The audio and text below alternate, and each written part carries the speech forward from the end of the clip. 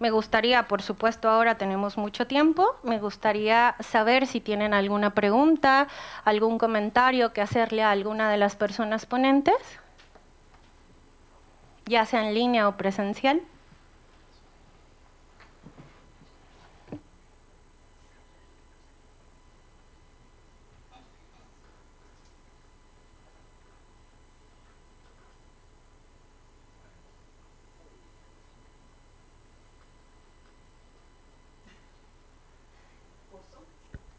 Sí, por supuesto.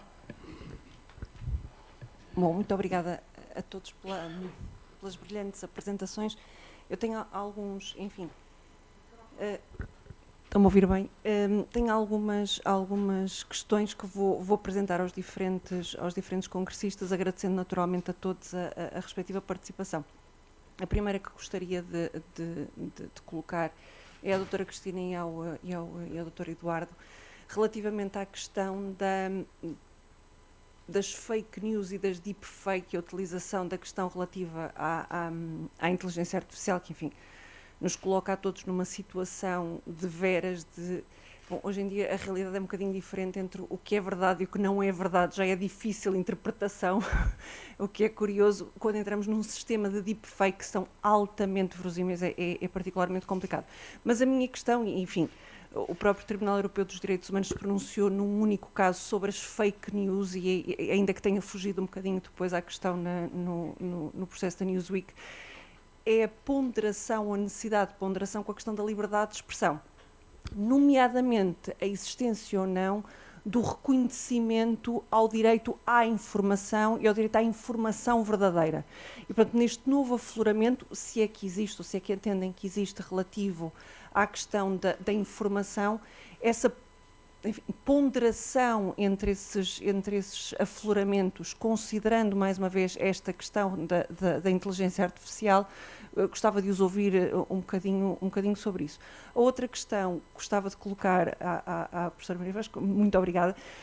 Nós em Portugal temos uma questão associada ao direito de propriedade que se coloca agora com a crise da habitação, que concluo que em Espanha terão exatamente o mesmo problema, e as medidas, ou as alegadas medidas eventualmente restritivas daquilo que é uma concepção tradicional do conteúdo do direito de propriedade, naturalmente privado, e depois a questão da função social e a imposição da função social, que em Portugal, nomeadamente, traz à memória outras questões relativas ao controlo daquilo que era o negócio do contrato de arrendamento, que levou à estagnação do arrendamento durante anos em Portugal, pelo problema da cessação dos contratos de arrendamento, etc. A minha questão relativamente a este eventual, ou estes limites externos, como falava há pouco, relativo ao direito de propriedade, se considera que é possível ou não, nesta nova existência, ou pelo menos no novo momento em que há esta crise da habitação, e que a eventual resposta por parte do Estado para acudir à questão da habitação, se é possível ou não impor no âmbito dos limites internos do direito de propriedade e nos afloramentos do direito privado e do direito de propriedade aos particulares restrições àquilo que é o poder de usar e fruir do seu respectivo direito de propriedade. Quanto mais agradeço imenso a participação de todos, que foi excelente. Muito obrigada.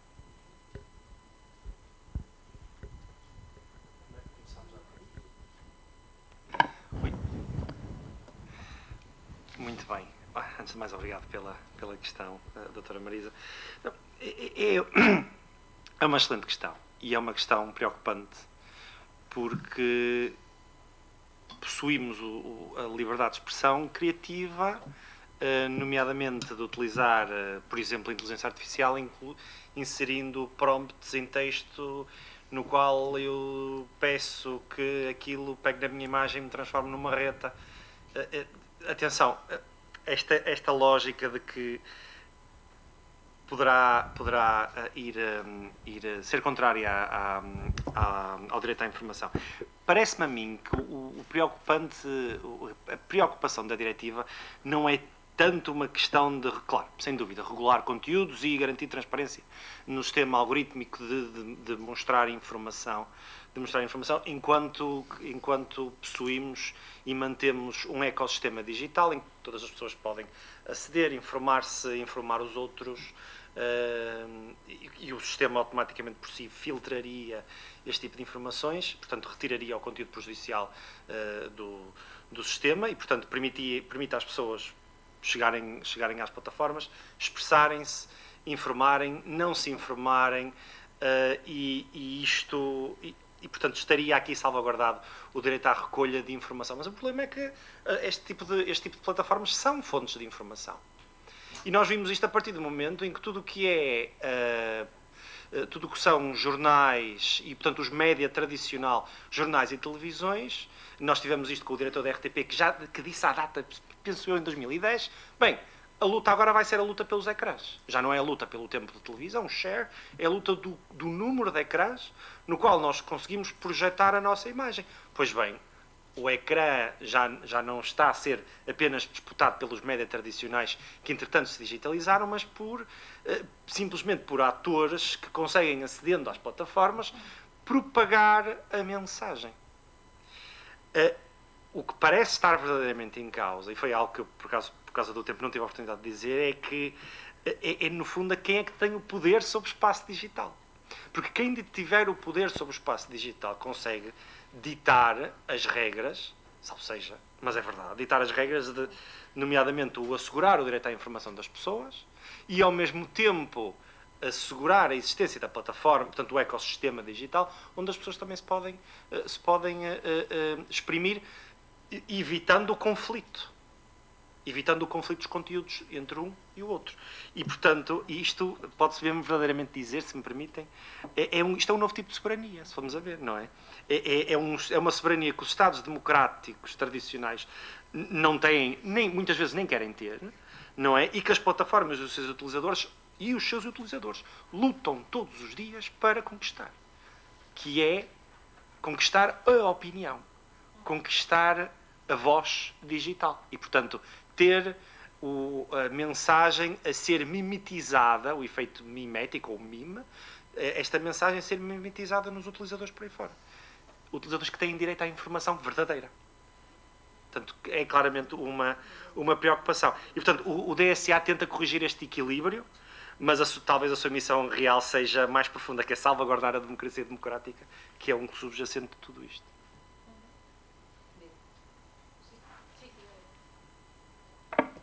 No sé si he entendido correctamente su pregunta. Si lo que voy a decir no se ajusta a lo que me ha preguntado, le ruego por favor que me lo indique. Vamos a ver. En España, por distintas razones, a las que en este momento pues no voy a aludir, el problema de acceso a la vivienda en un determinado momento aparece como un problema de primera magnitud. A partir de la crisis financiera, no es que el problema de acceso a la vivienda surja con la crisis bancaria, la crisis financiera del 2008 y siguiente. Pero en ese momento es cuando accede ese problema a todos los medios de comunicación y, como digo, pasa a convertirse en un problema de primera magnitud.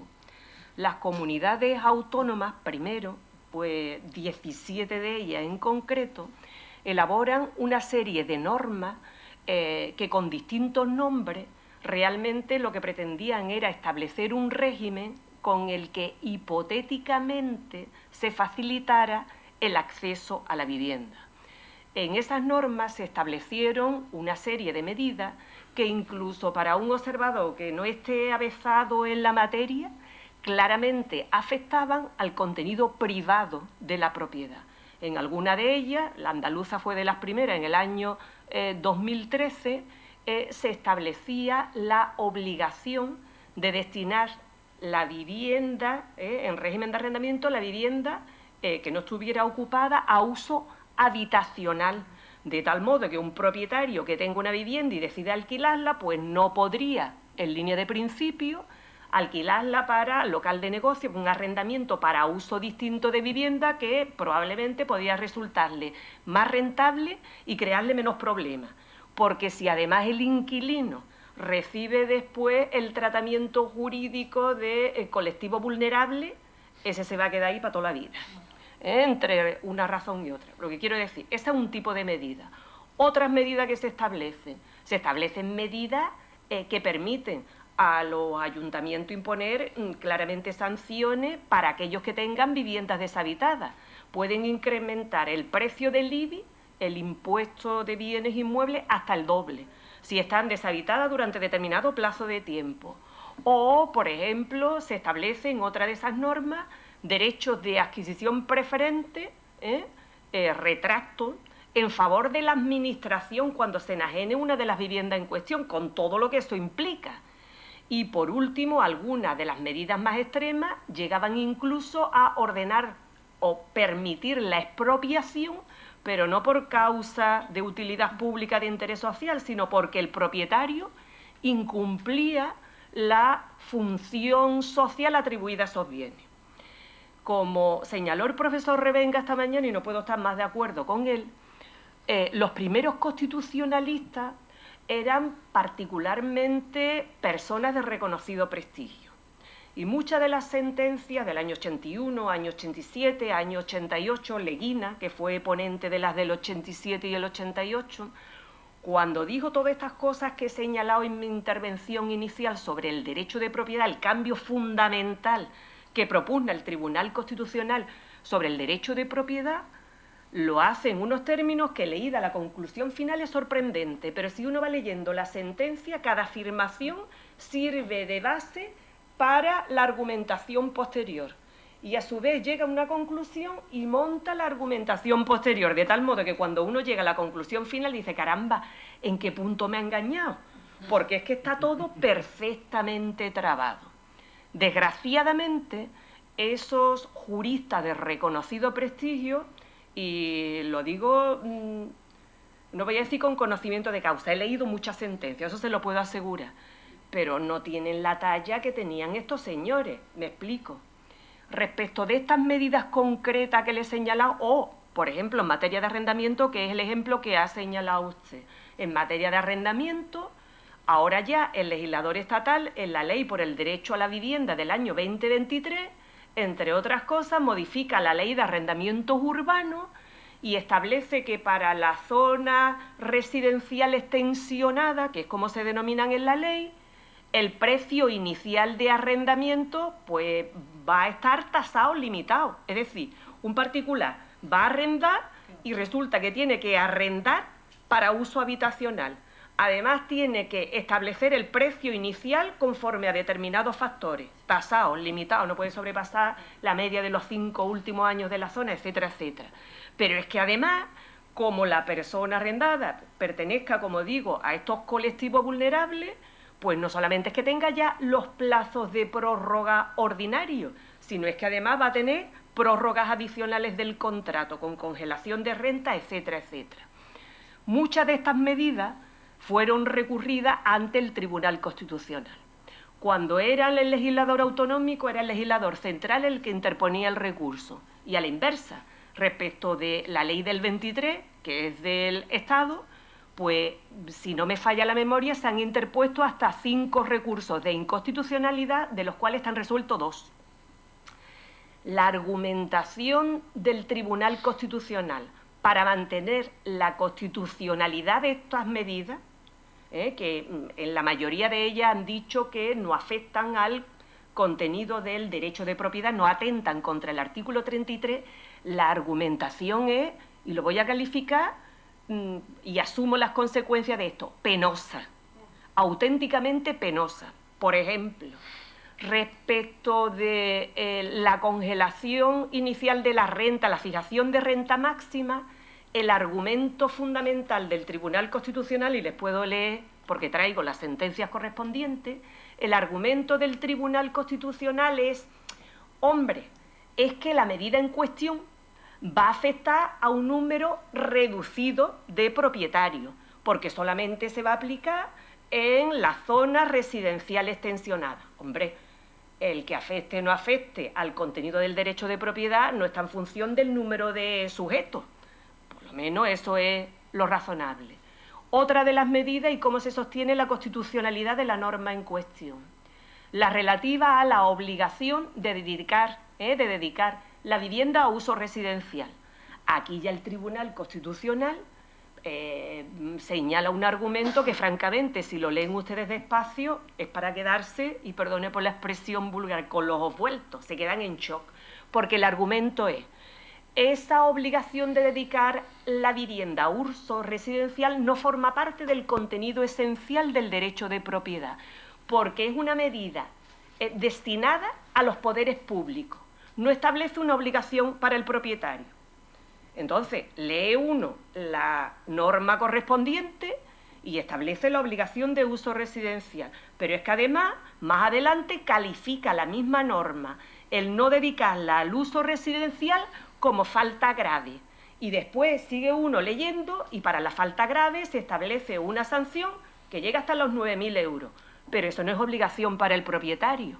El ponente de la sentencia correspondiente se saltó la clase de derecho civil relativa a la obligación o, francamente, aprobó la asignatura por compensación, porque ya me dirán ustedes si frente al incumplimiento no se generan consecuencias específicas, además consecuencias incluso sancionatorias. Pero eso no es una obligación. Como comprenderán ustedes, tenía muy fácil argumentar el mantenimiento de las medidas correspondientes, sencillamente recurriendo a los postulados del año 87 y 88.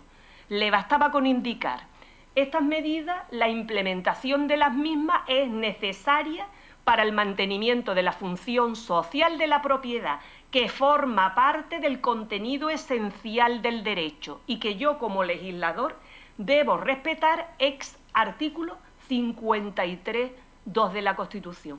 Lo tenía súper fácil, pero para eso tenía que haberse estudiado toda la doctrina jurisprudencial previa. En definitiva, actualmente, y repito, yo no puedo hablar en general del Tribunal Constitucional porque me he centrado específicamente en el tema de la vivienda. Es de una pobreza argumental verdaderamente llamativa. Cuando, repito, los argumentos lo tenía en bandeja, lo tenía muy fácil, pero no es así.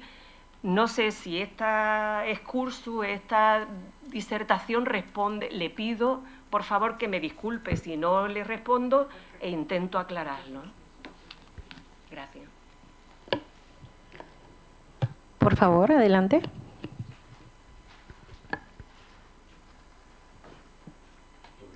Obrigado por citar vivamente este painel e os anteriores ainda cá estão a assistir, portanto, citar vivamente. Eu tenho uma pergunta e depois 2 comentários, mas tudo breve, portanto, que eu gostava de fazer. A pergunta está ligada a uma referência da professora Cristina Ceia, portanto, que é o seguinte: os casos que são sempre apresentados de falta de democraticidade são a Polónia e a Hungria. Bom, mas não vi ainda, enfim, talvez por ignorância minha, o que é que justificará isso? Porque aqueles países tiveram sujeito a uma ditadura de esquerda, e cá nós podemos dar o exemplo de Espanha e de Portugal, a ditadura direita, e hoje em dia não queremos voltar à ditadura. Portanto, estamos vacinados. Portanto, como já tivemos essa experiência, queremos democracia. Espero bem. Agora, porquê é que esses 2 países, que ainda por cima estão bem perto de casos de grande êxito de democracias, desde logo com a Alemanha? Portanto, o que é que pode explicar? Não sei se alguém tem alguma reflexão, confesso que tenho pensado nisso, porque é que esses países são o maior exemplo da Europa, exatamente a Polónia e a Hungria, sabe, países que beneficiaram com a entrada no mercado, na União Europeia, etc., etc., são esses 2 países. Portanto, é a pergunta que ponho. Os 2 comentários breves são os seguintes, portanto, quanto a outras intervenções, quanto à imigração, do professor João Ula, que é o seguinte, que é o caso da imigração. É um caso muito interessante, enfim, eu não sou independente, sou casado com a filha do imigrante, portanto, há muita gente contra, cá em Portugal é um partido contra, não posso ser contra, provavelmente se eu fosse isso, enfim, portanto, é um caso muito pessoal, mas eu gosto sempre de dizer, desigualmente a pessoas de países amigos, portanto, Espanha, enfim, México, etc., etc., se há caso, e eu digo sempre quando vou puxar, não vou com frequência, quando se põe a questão da imigração, dou sempre o exemplo português e vale a pena citá-lo no instante. Nós temos 2 casos de emigração e de imigração que não sei se têm muitos paralelos no mundo. Nos anos 60, saíram de Portugal 1.500.000 pessoas para a França, Luxemburgo, Bélgica, Alemanha, e conhecem algum caso de má integração dos portugueses nesses países? O contrário. Nós brincámos nos anos 60, quando eu era estudante, portanto já lá vou muitos anos, já sou idoso, que a segunda cidade portuguesa, ou mesmo a primeira, no aeroporto de Lisboa, era Paris. que havia 800 mil portugueses, mas além da quantidade é a integração impressionante dos portugueses. Mas outro caso que eu gosto de citar é 75, depois da Revolução, voltaram do ultramar, das ex-colónias, 600 mil, 800 mil pessoas, vieram para cá. Disse, em alguns casos são descendentes de europeus, mas nem sempre. Ora bem, é um caso espantoso de integração, e isso é sempre lá em Bruxelas, para falar no caso português, de 800 mil pessoas, 800, em 9 milhões de habitantes, que se integraram em 75, e eu pergunto a toda a gente, quando estou aqui, quando no Porto, onde quer que seja, conhecem algum caso de má integração desses imigrantes para Portugal? É um caso espantoso. Como é que essas pessoas vieram para Portugal, se integraram e valorizaram Portugal? Eu estava na altura ligado a uma instituição, a Comissão de Coordenação, muito beneficia com esses imigrantes, nos GAT, que é o Ministério de Apoio Técnico, topósitos, engenheiros e tal, portanto, desse sentido. Portanto, é um caso curioso que vale a pena. O outro caso que eu gostava de referir, ligado, portanto, à comunicação do professor, portanto, da professora Paz Gomes, portanto, Maria Paz Gomes, que é o caso, portanto, da propriedade, da função social da propriedade, não é?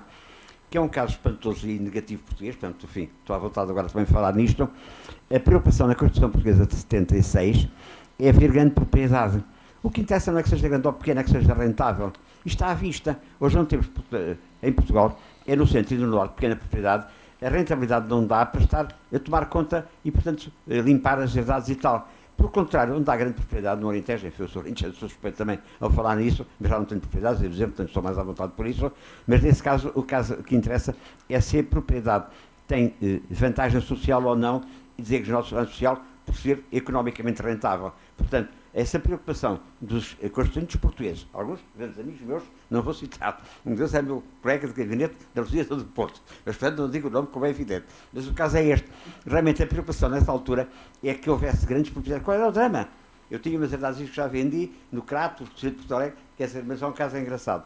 Eu dizia que eram apenas, enfim, uma pergunta e 2 comentários, mas ainda tenho uma pergunta para a última oradora, a professora Ócio Andrade, sobre o México. não leva a mal que faça esta pergunta. Quando o presidente Trump veio, portanto, ameaçar o Canadá como sendo o 51º Estado dos Estados Unidos, não disse isso em relação ao México. Porquê? Porque é que ele quer o Canadá e não o México? Isso como é que foi interpretado no México?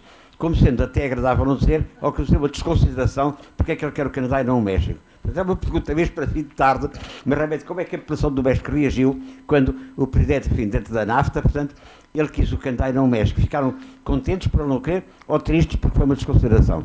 Não sei se é entendido lá a pergunta. Mas é uma pergunta mesmo de fim de tarde. Mais jocosa do que de séria.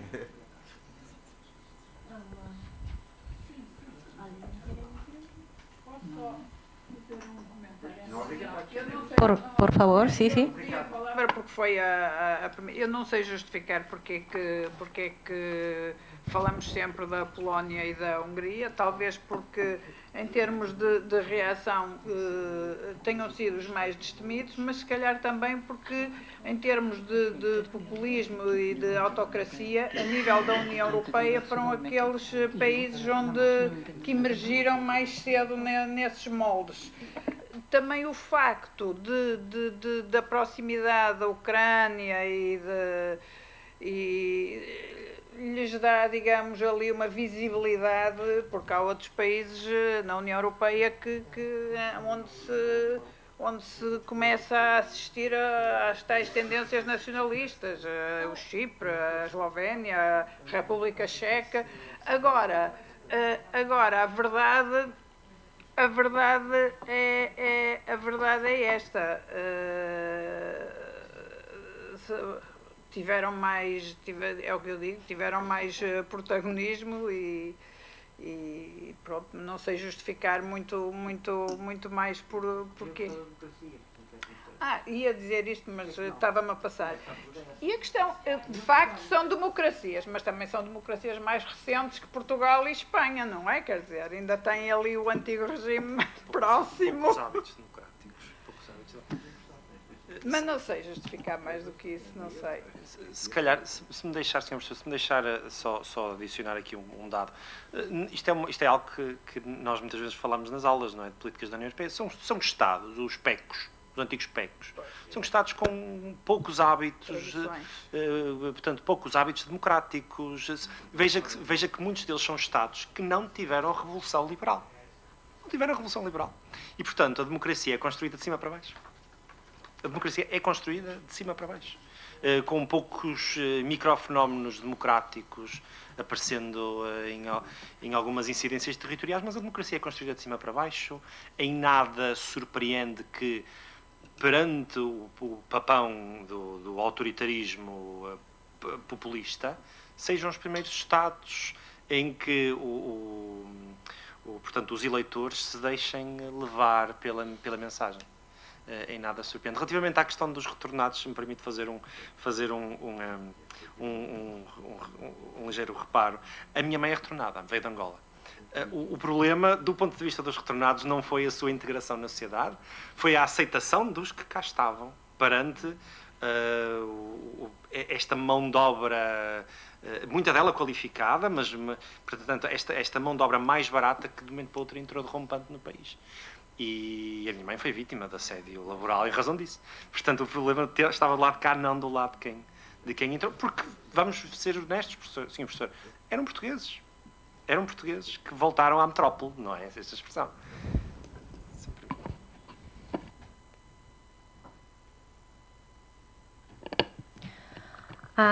Bueno, es muy difícil responder a la pregunta, sobre todo porque no quiero que me quiten la visa para entrar a Estados Unidos.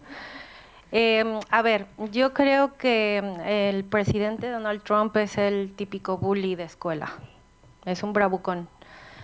Entonces, claro, sus declaraciones, hay que pensar de dónde viene en primer lugar. Él es una estrella, ¿no? Él empezó en reality shows, participaba en el concurso de Miss Universo, entonces yo creo que todas las declaraciones que hace hay que tomarlas en el justo sentido del personaje que es. Si él dice que quiere que Canadá se una a Estados Unidos es porque sabe que a Canadá le duele y que por supuesto que no se van a unir y lo único que quiere es causar una reacción negativa. En Estados Unidos hay 50 millones de mexicanos, la mitad de México prácticamente. Entonces, por supuesto que si nos dijera a nosotros que si queremos ser a lo mejor el Estado 33, no nos molestaría tanto como Canadá. Sí, es la verdad. Entonces, en realidad, lo que quiere Trump en primer lugar es causar polémica. Tiene una política migratoria restrictiva hacia cualquier lugar, pero sobre todo de Latinoamérica hacia Estados Unidos. Y lo que quiere de nosotros es simple y sencillamente que no dejemos pasar a la migración hacia Estados Unidos. De Canadá no, de Canadá quiere recursos, quiere otro tipo de cosas totalmente diferentes. Gracias. ¿Alguna otra pregunta? Por favor, adelante.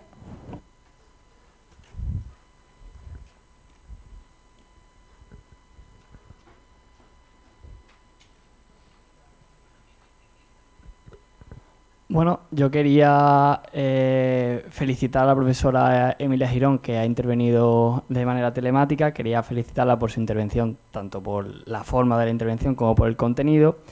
Y con respecto a los rasgos que le ha atribuido al reglamento de condicionalidad, que le ha atribuido el rasgo de instrumentalidad, de bidimensionalidad, complementariedad, subsidiariedad y proporcionalidad, quería también conocer si se le puede atribuir, bajo su juicio, bajo su valoración, el atributo de eficaz ante la defensa o como reacción de la crisis del Estado de Derecho en la Unión Europea, y también si lo valora o lo ve más como un medio disuasorio o más represivo o sancionador. Muchas gracias y enhorabuena de nuevo.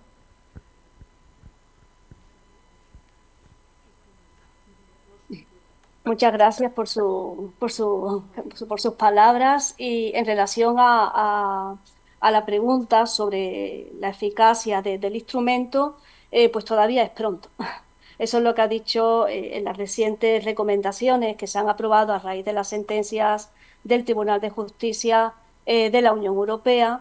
Y en esta resolución, que ahora mismo no la tengo aquí a mano, pero en ella viene a decir o viene a reconocerse que falta todavía suficiente perspectiva como para ver si estas medidas contempladas en este reglamento realmente van a tener esa eficacia en relación con los estados infractores e incumplidores. Sin embargo, se percata que en el caso de Polonia, quizás con las elecciones que ha habido, se han retractado y se ha cerrado ese procedimiento del artículo 7 y se ha avanzado. Y en el caso de Hungría también se ha tenido ciertas respuestas positivas. Por tanto, eso supone que más eficaces que las medidas o el procedimiento del artículo 7 va a ser, ¿no? Cuando se te dice que se van a suspender los pagos, los reembolsos de los fondos, que se ha hecho de forma efectiva, sí que ha habido al menos una reacción por parte de los gobiernos de ajustarse a los estándares del Estado de Derecho. Pero quizás todavía falta un poco de mayor rodaje y efectivamente no solamente será Polonia y Hungría, yo creo que si España sigue los derroteros por los que está, en breve vamos a ver que también España puede ser una de las afectadas por esas decisiones de suspender los fondos europeos. Creo que sí que es un gran avance, pero vuelvo a insistir, la misma Unión Europea quiere ser prudente a la hora de efectuar una valoración, cree que es pronto, así creo que lo ha dicho en una decisión que no tengo aquí, pero sí que se ha avanzado bastante o sí que ha habido algunas medidas para retractarse respecto a algunas decisiones, tanto por parte de Polonia como de Hungría, lo cual es positivo. Yo creo que sí, que va a ser eficaz y lo está haciendo, pero es pronto aún. Muchas gracias. Muchísimas gracias a todos los asistentes por permanecer hasta ahora y sobre todo muchísimas gracias a los ponentes. Ya no tenemos tiempo para más preguntas, lo siento, o no sé si me lo permitan. ¿Una más? Perfecto, bueno, una más y con eso cerramos. Muchísimas gracias. Eu gostava só de ouvir, falou-se muito no problema da independência e do controlo do Poder Judicial. A sua intervenção chama a atenção das fragilidades que este problema pode levantar. O que eu perguntava, e aos vários intervenientes nesta matéria, era como é que entendem que é possível simultaneamente garantir a independência do Poder Judicial, para não estar dependente e demasiado próximo do Poder Executivo, mas ao mesmo tempo controlar o próprio Poder Judicial, porque há sempre o risco, lá está, de se tornar corporativo. E depois são sempre os primos e os amigos, etc. E a família, não é? Que métodos ou que soluções existem nesse sentido? Eu conheci minimamente o funcionamento do Conselho Superior da Magistratura em Portugal, que é muito frágil, não é? E, portanto, pensei sobre que soluções existem sobre isso. Gostava de ouvir o que é que têm a dizer sobre isso, porque me parece que aí é que começa a dificuldade. É quando temos que desenhar soluções que possam equilibrar isto. Muito obrigado.